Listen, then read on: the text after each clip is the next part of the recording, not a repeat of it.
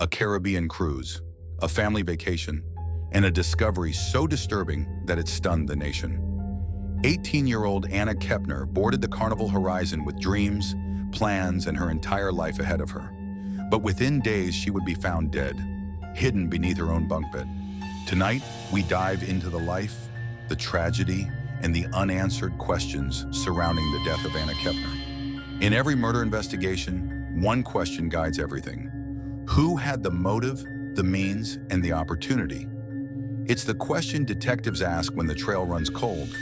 It's what turns random evidence into a case and a suspect into a killer. In today's story, we're breaking down a case that seemed picture-perfect on the outside.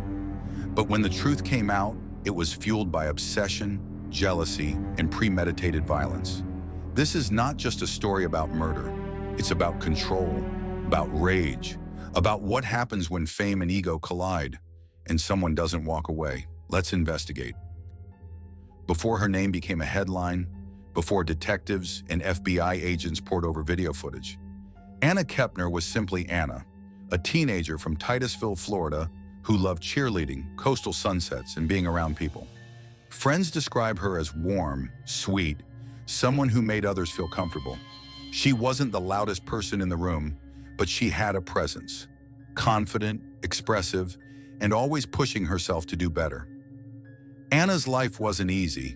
She came from a blended family and had faced emotional challenges growing up. But instead of breaking under pressure, she was determined to build a future of her own. In fact, shortly before the cruise, Anna had spoken seriously about joining the military. She was excited. She wanted structure, purpose, and a chance to start fresh. Friends said Anna was the kind of girl who looked out for younger kids, especially her siblings. She was nurturing, the kind of teenager who still played big sister even when she didn't have to. That protective instinct made the next part of this story all the more heartbreaking. In November 2025, Anna joined her father, her stepmother, and her step-siblings for a 6-day Caribbean cruise. This was supposed to be a family bonding trip, a chance to relax, reset, and explore the islands. But behind the vacation smiles, tensions reportedly simmered. Anna had a complicated relationship with parts of her step-family. Still, she tried to make the best of it. On the night before her death, Anna wasn't feeling well. She left the family dinner early and returned to the cabin she shared with at least one of her step-siblings. Nothing about that moment seemed unusual, until the next morning. When Anna didn't show up for breakfast, her family grew concerned. At first, they thought she might be sleeping in. Teens do that. But soon the worry deepened. They knocked, called her name, but Anna didn't answer. Around 11 a.m., a housekeeper entered the cabin. What she found changed everything. Anna Kepner's body was discovered wrapped in a sheet, stuffed under the lower bunk bed, partially concealed with a life jacket. This was not a natural death. This was not an accident. The positioning alone suggested someone hid her, deliberately. Within minutes, the ship's medical team and security were called. But cruise ship security isn't police, and their investigations are limited. So the FBI became involved almost immediately. As the investigation progressed, attention turned quickly toward one person, a 16-year-old stepbrother identified only by initials in court documents. Media reports and witnesses claimed the teen had an unsettling fixation on Anna, watching her, following her, even allegedly climbing on top of her while she slept during a FaceTime call witnessed by others. In family court, Anna's stepmother invoked her Fifth Amendment rights. She informed the judge that one of her children, a minor, could soon face criminal charges related to Anna's death.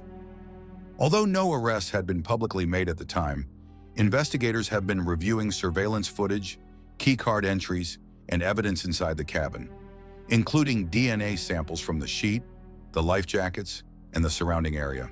New reports indicate that Anna Kepner likely died by strangulation, as investigators believe she was asphyxiated in a bar hold, a maneuver where an arm is pressed across the neck. According to the ex-boyfriend and family sources, Anna's younger brother allegedly heard a horrifying disturbance in their locked cabin the night before her body was discovered. Yelling, chairs being thrown, and even a voice shouting, "Shut the hell up!" These chilling sounds, reportedly coming while she was alone with her 16-year-old stepbrother, have added a deeply disturbing new layer to the FBI's investigation. Based on media reports and the ex-boyfriend's account, the stepbrother allegedly showed signs of an unhealthy fixation on Anna. Behaviors such as monitoring her, crossing physical boundaries, and displaying possessiveness. While unproven, these actions fit patterns seen in obsession-based attachment among adolescents. In forensic psychology, a teen who develops this type of fixation may confuse affection with control. When the object of that fixation sets boundaries or pulls away, the obsessed individual can experience intense feelings of rejection, humiliation, or anger. For someone with poor impulse control or emotional instability, this can create a volatile situation. If a confrontation occurred inside the cruise cabin, an emotionally overwhelmed teen could allegedly react impulsively and violently, not necessarily as a pre-planned act, but as a loss of control triggered by obsession and fear of rejection. Afterward, an immature offender might attempt to hide the body out of panic rather than strategy, which aligns with known post-act concealment behaviors in adolescent offenders. Again, this is a hypothetical analysis, not a statement of guilt, but it outlines how an obsessive attachment, like the one described by the ex-boyfriend, could potentially escalate into lethal violence. Anna's stepmother, Shauntel Hudson, is in a contentious custody dispute with her ex-husband, Thomas Hudson, over their minor children. In that fight, Thomas filed an emergency motion claiming their 16-year-old son, Anna's stepbrother, is now a suspect in Anna's death. Shauntel, in response, asked the court to postpone the hearing, saying that due to the FBI investigation, her testimony might be prejudicial to her or her adolescent child. She has invoked her Fifth Amendment right, refusing to testify to avoid self-incrimination, in the custody proceedings. The FBI is investigating Anna's death. Court filings explicitly acknowledge an open investigation into her stepbrother, referred to in documents as TH. According to media reports, the stepbrother is being treated by investigators as a suspect, though no public criminal charges have yet been filed. Investigators are reviewing multiple lines of inquiry, including surveillance video from the ship and access logs. The ongoing custody battle may significantly complicate the criminal case. Shauntel's refusal to testify could be seen as protective of her son, but it also limits how much the court and the public will learn in the short term.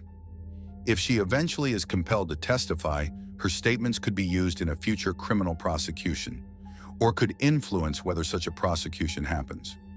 Meanwhile, Thomas's push for his son, the suspect, to possibly testify in the custody hearing could force details of the investigation into a public legal setting, but doing so risks jeopardizing criminal defense strategy. The fact that the suspect is a minor further adds legal complexity.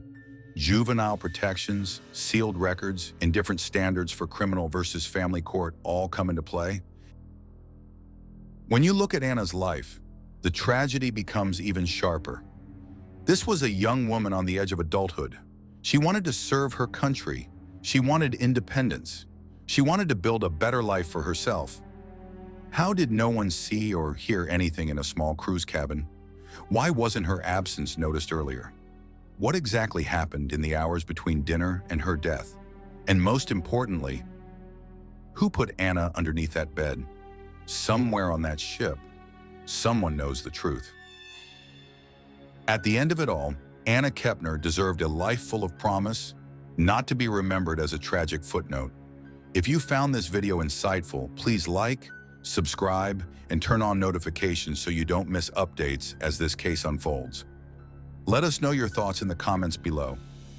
And while you're here, check out our other videos and stay connected for more deep dive true crime stories.